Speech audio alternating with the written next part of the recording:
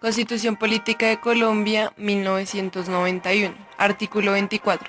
Todo colombiano, con las limitaciones que establezca la ley, tiene derecho a circular libremente por el territorio nacional, a entrar y salir de él, y a permanecer y residenciarse en Colombia. El Gobierno Nacional podrá establecer la obligación de llevar un informe de residencia de los habitantes del territorio nacional, de conformidad con la ley estatutaria que se expida para el efecto. La historia de los derechos fundamentales. El concepto de derechos fundamentales apareció en Francia, hacia 1770, en el seno del movimiento político y cultural que condujo a la Declaración de los Derechos del Hombre y del Ciudadano. Los derechos fundamentales han sido una continua lucha del individuo frente al Estado porque en muchas ocasiones o son vulnerados o no son reconocidos. En la llamada Edad Moderna se comienza a otorgar la importancia al individuo como ciudadano y a la necesidad de que el poder de las instituciones sea regulado. En 1628 se promulga la Petición de Derechos en Inglaterra, constituye el primer intento de regular el poder del rey y los obliga a someter a consulta algunas de sus decisiones. Si bien no se logró de inmediato respecto a lo establecido en este documento, sí se produjeron en cambio diversas situaciones de presión que obligaban a la monarquía a reconocer algunos derechos, como la libertad religiosa.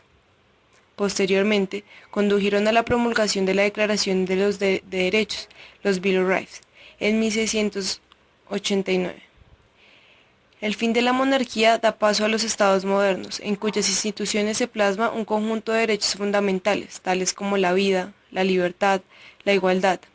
La Declaración de Virginia de Estados Unidos en 1776 y la Declaración de los Derechos del Hombre y del Ciudadano Francia en 1789 fueron los antecedentes más importantes para el reconocimiento de derechos. En las fuentes tenemos el derecho internacional. En su ámbito universal nos habla de que el derecho internacional de los derechos humanos reconoce el derecho a toda persona a salir libremente de cualquier país, a regresar a su país y a circular libremente por el territorio del Estado en el que haya entrado legalmente. Así, el derecho a la libre circulación de personas quedaba recogido incluso para tiempos de conflicto armado, en el artículo 35 del Convenio de Ginebra sobre la protección de las personas civiles en tiempos de guerra. Este fue el convenio de 1949.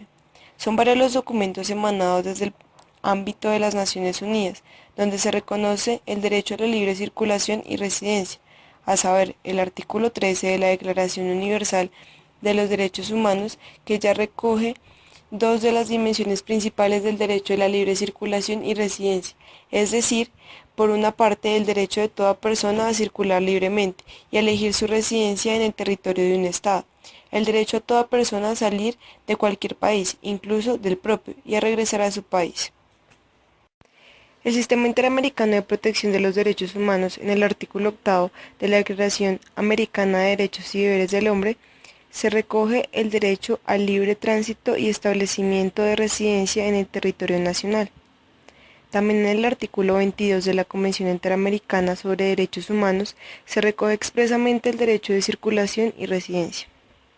A lo largo de sus 9 apartados, el artículo desarrolla los elementos principales que engloban este derecho. Libertad de circulación y residencia dentro del Estado. En el apartado número 1 habla sobre la libertad para salir y entrar del país. Apartado número 2, el principio de legalidad en la restricción de la libertad de circulación y residencia, es decir, situaciones legítimas que limitan el derecho de tránsito y establecimiento. En los apartados 3 y 4 habla sobre la prohibición de expulsión del propio Estado. Apartados 5 y 6, el desarrollo de asilo. Apartado 7, la prohibición de expulsión de los extranjeros.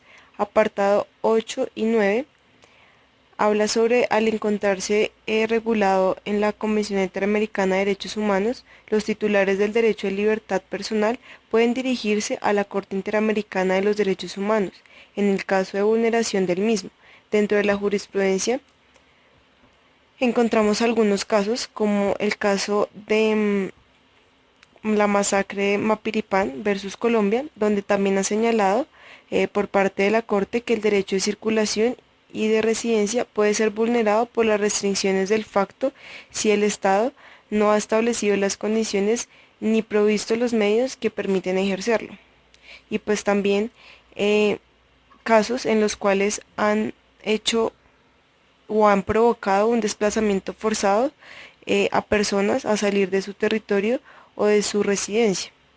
Intervenciones sobre el derecho a la libertad de circulación y residencia como derecho reaccional. Según la doctrina expuesta por Pertis, existen dos clases de límites, unos que son directos y otros que son indirectos. Entonces, como primera medida, vamos a explicar los indirectos, que son los que se configuran con aquellas restricciones al derecho de libre circulación, que derivan de la privación de libertad legítima. Por ejemplo, las penas de localización permanente y prisión. O sea, la persona que es privada de su libertad personal, lógicamente genera pues la pérdida de la libertad ambulatoria pues de este sujeto. Y por consiguiente, este no podrá ejercer su libertad de circulación y residencia. Y los segundos, que son los directos, que serían todos aquellos límites que no suponen casos de justificado encierro, sino que se limitan la libertad de circulación del sujeto en base al denominado derecho de excepción o para preservar otros bienes jurídicos constitucionales. Algunos ejemplos de estos límites indirectos serían la prohibición de residir en un determinado lugar,